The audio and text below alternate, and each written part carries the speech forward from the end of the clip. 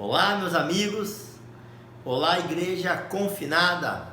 Estamos aqui novamente, graças ao bom Deus, para meditarmos sobre as suas palavras, palavras de Deus.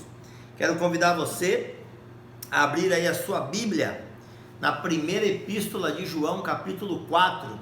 E hoje nós vamos chegar aí praticamente ao final da epístola de João.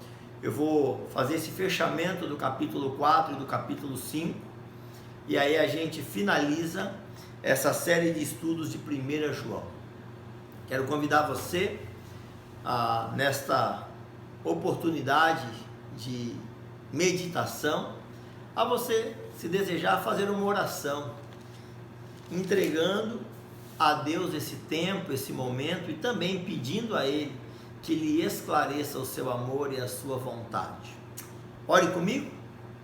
Senhor meu Deus, abençoa todo o webnauta, todo aquele que de alguma forma tiver acesso a esse vídeo, e a Igreja Batista em Vila Ema, que o Teu Espírito Santo possa esclarecer, dar entendimento, dar iluminação daquilo que vamos meditar neste momento.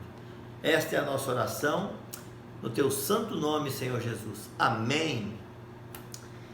1 João, capítulo 4, estou usando a versão NVI, e nesta versão diz o seguinte, o verso 1 do capítulo 4: Amados, não creiam em qualquer espírito, mas examinem os espíritos, para ver se eles procedem de Deus.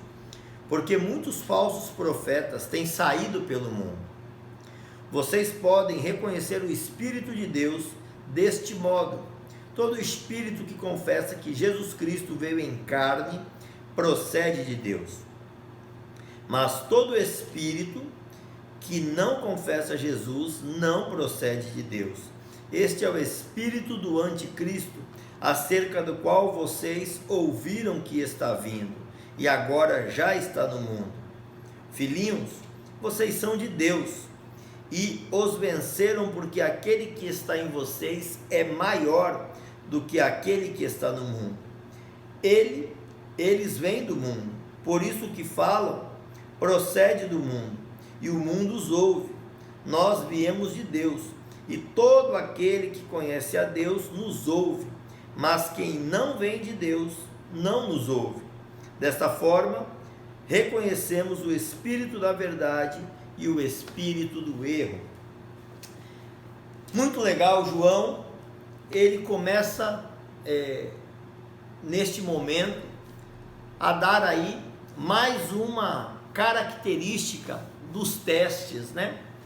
Ele coloca aqui alguns testes para se perceber se alguém de fato vem de Deus. Ele já vem trabalhando a ideia do amor demonstrado, da prática, a questão das luzes e das trevas, a questão da justiça e do pecado. E aí, luz e trevas, justiça e pecado, ama, obedece, não ama, desobedece. E agora ele vai colocar a questão do anticristo. Pensa comigo no que ele está dizendo em si. Os hereges deste primeiro século, eles tinham aquela ideia de que a matéria, ela é má. É uma ideia platônica, né? Então a matéria é má, e a parte imaterial, a parte intelectual, ela é boa. Então o pensamento é bom. Então, a partir dessa dualidade de pensamento e matéria, teoria e prática, eles dizem que no campo das ideias tudo é puro, tudo é divino. No campo da materialidade, no terreno, existe a maldade. Por este motivo, Jesus sendo bom, Jesus sendo Deus, ele não deveria ter sido uma pessoa de carne e osso, ele não teria se encarnado. A partir desse pressuposto, de que se a matéria é má, Jesus é bom, ele não teria encarnado. Eles tinham aquela ideia de que Jesus, ele era uma imagem, um fantasma, ele não teria vindo no corpo humano. Então eles combatiam a ideia de que Jesus teria vindo, encarnado e vivido como homem. O nome disso é união hipostática, ou seja, ele seria 100% homem e 100% Deus. Como amalgamar essas ideias dentro da sua mente? Por este motivo, por eles não conceberem a ideia de um Deus ser plenamente Deus, totalmente puro e encarnar na materialidade humana má, eles defendiam a ideia de que Jesus teria sido uma imagem, um fantasma. E isso estava acontecendo dentro da igreja do primeiro século. Então João combate isso e ele fala: você precisa perceber os espíritos. Se a pessoa está negando que Jesus Cristo veio como carne, ele encarnou, como é declarado no próprio livro de João, e em tantas outras partes mais das Escrituras, se existe esta aceitação de algo que discorda e contraria as Escrituras, isso deve ser rejeitado. Esta é uma filosofia, um pensamento do anticristo. Por quê? Porque o Cristo que foi prometido em todas as Escrituras, o Antigo Testamento aponta para o Cristo que viria, desde o proto-evangelho, lá estava prometido que viria aquele que pisaria a cabeça da serpente, que anularia a condenação do pecado. Se eu digo que Jesus Cristo não encarnou, primeiro, eu digo que a Bíblia é mentirosa. E eu discordo daquilo que a palavra de Deus, que é a verdade para aqueles que creem, é a regra de fé e prática, está colocando. Segundo ponto, que se Cristo não encarnou, não viveu, o que as Escrituras relatam da sua história seria mentira, porque se é um espírito, não come, não bebe, não caminha, então tudo que foi relatado a respeito dele seria mentira, e consequentemente o espírito que não encarna não pode sofrer a dor, não pode ser crucificado e não pode morrer pelo meu pecado. Mais do que morrer pelo meu pecado, é ressuscitar para a minha salvação. A cruz para nós não é humilhação, a cruz para nós é sinônimo de vida e salvação. Jesus de fato escorre o seu sangue, entrega a sua vida, um sacrifício pleno e eficaz na cruz do Calvário, para libertar e salvar todo aquele que nele crê, que não rejeitar a clara evidência das Escrituras. Eu não estou nem entrando pelo lado histórico. Temos o Jesus histórico, que é muito interessante quando observamos num programa do Canal Livre o filósofo Mário Sérgio Cortella explicando que a vinda de Jesus encarnado, ela não tinha nenhuma refutação mais no presente século, tamanha quantidade de indícios de comprovação histórica. Isso já era um argumento ultrapassado. O que hoje, século 21, é um argumento ultrapassado. João também teve que trabalhar com isso. Se Cristo não ressuscitou, logo é vã a nossa fé e a nossa pregação. 1 Coríntios 15 trabalha essa ideia. Então, neste primeiro teste, eu quero aqui destacar uma prova ética e doutrinária. Se eu não entender que alguém que rejeita Jesus Cristo como verbo encarnado, como homem totalmente pleno Deus, totalmente pleno homem, se eu não entender esta união hipostática, se eu não entender o seu sacrifício, se eu não entender a sua ressurreição, eu sou alguém que estou optando por uma filosofia anticristo, que rejeita as Escrituras, que rejeita toda a fidedignidade que a palavra de Deus nos afirma. Quero apresentar o segundo teste no livro de João, no 4º capítulo da Epístola de João, a partir do verso 7, diz o seguinte: amados, amemos uns aos outros, pois o amor procede de Deus. Aquele que ama é nascido de Deus e conhece a Deus. Quem não ama, não conhece a Deus, porque Deus é amor. Foi assim que Deus manifestou o seu amor entre nós, enviou o seu Filho unigênito ao mundo, para que pudéssemos viver por meio dele. Nisto consiste o amor, não em que nós tenhamos amado a Deus, mas em que ele nos amou e enviou o seu Filho como propiciação pelos nossos pecados. Amados, visto que Deus assim nos amou, nós também devemos amar uns aos outros. Ninguém jamais viu a Deus. Se amarmos uns aos outros, Deus permanece em nós e o seu amor está aperfeiçoado em nós. Verso 13: sabemos que permanecemos nele e ele em nós, porque ele nos deu o seu Espírito, e vimos e testemunhamos que o Pai enviou o seu Filho para ser o Salvador do mundo. Se alguém confessa publicamente que Jesus é o Filho de Deus, Deus permanece nele e ele em Deus. Assim conhecemos o amor que Deus tem por nós e confiamos neste amor. Deus é amor. Todo aquele que permanece no amor permanece em Deus e Deus nele. Dessa forma, o amor está aperfeiçoado entre nós, para que no dia do juízo tenhamos confiança, porque neste mundo somos como ele. No amor não há medo, ao contrário, o perfeito amor expulsa o medo, porque o medo supõe castigo. Aquele que tem medo não está aperfeiçoado no amor. Nós amamos porque ele nos amou primeiro.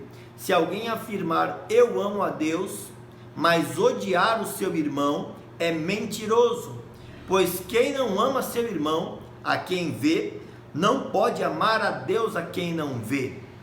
Ele nos deu este mandamento, verso 21, quem ama a Deus, ame também seu brother, seu irmão.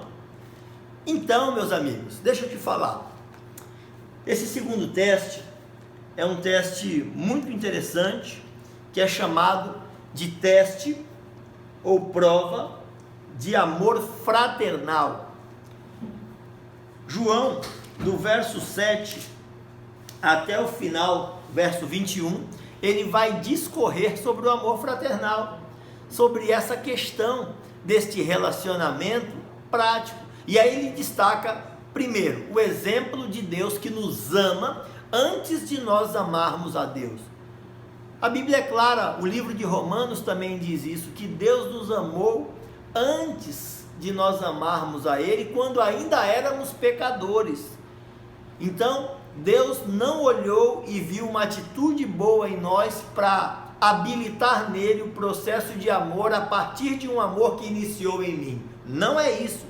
Ele olhando para mim, me conhecendo plenamente como Ele quer, como Ele é, da maneira como Ele me criou, conhecendo meu coração, sabendo o que eu penso, antes mesmo da palavra chegar na minha boca, esse Deus que tudo sabe, que tudo vê, que tudo conhece, esse Deus desejou amar a mim e a você. Não sabia? Você, é você mesmo que eu estou falando. Deus te ama, meu amigo, independente das suas dificuldades e dos seus pecados. Deus te ama. Porém, ele coloca aqui algumas condições. Você precisa, dentro deste reconhecimento, entender que Ele é Senhor, que o sacrifício dele limpa o seu pecado e a sua culpa, e que a partir desta aceitação você começa a obedecer a sua orientação, porque ele diz que quem o ama não anda nas trevas, mas anda na luz. Então você vai ter um caminho alterado, você vai ter um novo procedimento, você vai ter uma nova rotina, você vai ter novas perspectivas, você vai ter uma nova vida. Então, a prova de amor fraternal: Deus me ama, eu amo, e eu me relaciono bem com todos aqueles que Deus me dá para me relacionar. Por quê? João fala que se eu disser que eu amo a Deus e eu odeio o meu brother, eu sou mentiroso. Por que eu sou mentiroso? Porque como que eu posso amar a Deus que eu não estou vendo e odiar o meu irmão que estou com ele convivendo? Então, o pressuposto necessário é que eu compreenda que a partir do meu exemplo eu posso amar na eternidade. Então, amar ao meu próximo é uma situação ou uma condição sine qua non, sem a qual não há possibilidade de existir. Ou seja, sem amar o meu irmão, é impossível que eu ame a Deus. Ok? My brother, I love you, my brother. Então, vamos para o final, nosso último ponto, que vai ser uma prova ética. E aí eu quero convidar você a ler comigo o último capítulo, capítulo 5. Vamos lá. A fé no Filho de Deus. Todo aquele que crê que Jesus Cristo é nascido de Deus, e todo aquele que ama o Pai, ama também o que dele foi gerado. Verso 2. Assim sabemos que amamos os filhos de Deus, amando a Deus e obedecendo aos seus mandamentos, porque nisto consiste o amor a Deus, em obedecer aos seus mandamentos. Lembra o que eu disse? E os seus mandamentos não são pesados. O que é nascido de Deus vence o mundo, e esta é a vitória que vence o mundo, a nossa fé. Quem é que vence o mundo? Somente aquele que crê que Jesus Cristo é o Filho de Deus. Você crê que Jesus Cristo é o Filho de Deus? Estou te fazendo essa pergunta agora. Se porventura você crê e quer comunicar isso, quer aprender mais sobre isso, fale no nosso canal, mande uma mensagem e nós vamos entrar em contato com você para bater um papo e te apresentar as coerências da nossa fé. Vá nos nossos comentários lá desse vídeo e coloque o seu nome, o seu contato, o seu telefone e a gente vai bater um papo. Na continuidade do texto, ele diz, verso 5, quem é que vence o mundo? Somente aquele que crê que Jesus é o Filho de Deus. Verso 6, este é aquele que veio por meio de água e sangue, Jesus Cristo, não somente por água, mas por água e sangue, e o Espírito é quem dá testemunho, porque o Espírito é a verdade. Há três que dão testemunho, o Espírito, a água e o sangue, e os três são unânimes.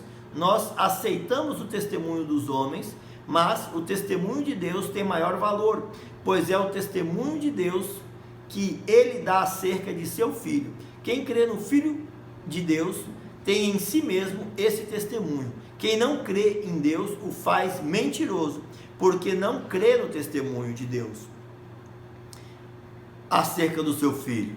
E este é o testemunho que nos deu a vida eterna, e esta é a vida, e esta vida está em seu Filho. Quem tem o Filho tem a vida, quem não tem o Filho de Deus não tem a vida. Meu amigo, neste teste final, João coloca ali a condição para ser um cristão. Então vamos lá, a condição para ser um cristão: precisa reconhecer que você estava em pecado. Você precisa reconhecer que você precisa de ajuda. E a ajuda que perdoa os nossos pecados, que purifica o homem, que livra o homem das trevas, da prisão do pecado e leva o homem para a liberdade, para a salvação, se chama fé em Jesus Cristo. Você precisa reconhecer que Jesus Cristo veio em forma de homem, encarnou, viveu, comeu, bebeu, curou e se sacrificou, morreu, verteu seu sangue, mas ressuscitou. Essa condição é necessária para que você compreenda. Você precisa acreditar nas Escrituras como regra de fé e prática. E isso não é uma condição no sentido como se fosse um checklist para obter a eternidade. Isso tem a ver com a fé que brota dentro do seu coração por espontaneidade, de modo voluntário. Ninguém é obrigado a fazer nada na igreja de Cristo. Voltando para a questão do capítulo 4, só no finalzinho, João fala que o amor lança fora todo medo. Ninguém deve vir até Jesus porque está com medo da morte, com medo do inferno, com medo de algum castigo. Não é esse o pressuposto. O pressuposto te convida a vir até Jesus por amor, por voluntariedade, por liberdade. E a partir desta atitude de conhecimento, de relacionamento, você vai mudando naturalmente, diariamente, a sua realidade. E aí, no terceiro e último ponto que eu quero tratar, que é a questão da apostasia, você vai observar que ninguém é obrigado a fazer nada no reino de Deus. De repente você fala, eu já tive uma decepção, eu me entristeci. Ok, o cristão maduro, ele passa por decepções, mas ele precisa entender aonde está a decepção. Deus nunca decepciona ninguém. Pessoas erram e falham, mas nós precisamos ter maturidade para lidar com esses problemas. Muitas vezes nós somos decepcionados porque nós colocamos a Bíblia em segundo lugar. A minha expectativa não tem que estar depositada em pessoas, a minha expectativa tem que estar depositada em Deus.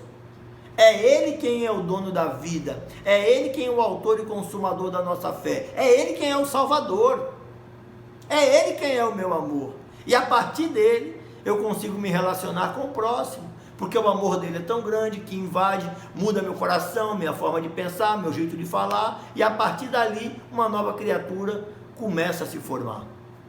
E aí, observações finais, verso 13, se segura aí, vamos lá. Escrevi-lhes essas coisas a vocês que creem no nome do Filho de Deus, para que vocês saibam que têm a vida eterna. E esta é a confiança que temos ao nos aproximarmos de Deus. Se pedimos alguma coisa de acordo com a vontade de Deus, Ele nos ouvirá. E sabemos que Ele nos ouve em tudo que pedimos. Sabemos que temos o que pedimos. Se alguém, presta atenção, vir seu irmão cometer pecado que não leva à morte, ore, e Deus dará vida ao que pecou. Refiro-me àqueles cujo pecado não leva à morte, há pecado que leva à morte. Não estou dizendo que se deva orar por este. Toda injustiça é pecado, mas há pecado que não leva à morte. Sabemos que todo aquele que é nascido de Deus não está no pecado. Aquele que nasceu de Deus o protege, e o maligno não atinge. Sabemos que somos de Deus, que o mundo todo está sob o poder do maligno. Sabemos também que o Filho de Deus veio e nos deu entendimento para que conheçamos aquele que é o verdadeiro. Em nós estamos, e nós estamos naquele que é o verdadeiro, em seu Filho Jesus Cristo. Este é o verdadeiro Deus e a vida eterna. Filhinhos, guardem-se dos ídolos. Então, como eu estava dizendo, o fechamento deste livro da Epístola de João, ele finaliza colocando esta ideia de que existe um pecado que é para a morte e outros pecados são perdoados. Qual é o pecado para a morte? O que consiste esse pecado para a morte?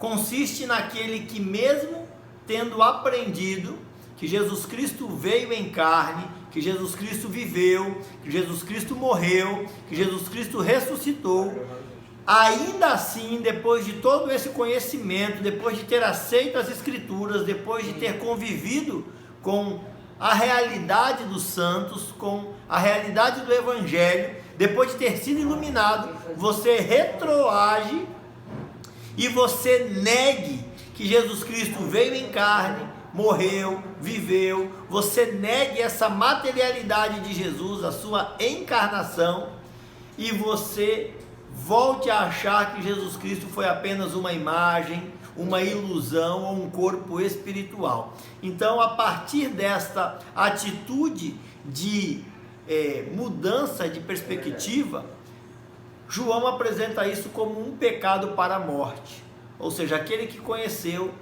retroagir e se perder nesse processo de convicção, fé e aceitação. Então, finalizando, busque a Deus, Ele quer perdoar os nossos pecados e Ele tem este poder, este amor grande. Segundo, João trabalha na ideia de lançar fora todo medo. Não podemos ir até Jesus porque estamos com medo da morte, com medo do inferno. Não é essa a perspectiva correta. Ele quer que a gente vá até Ele por liberdade, por amor, por aceitação, tudo de modo voluntário, liberal.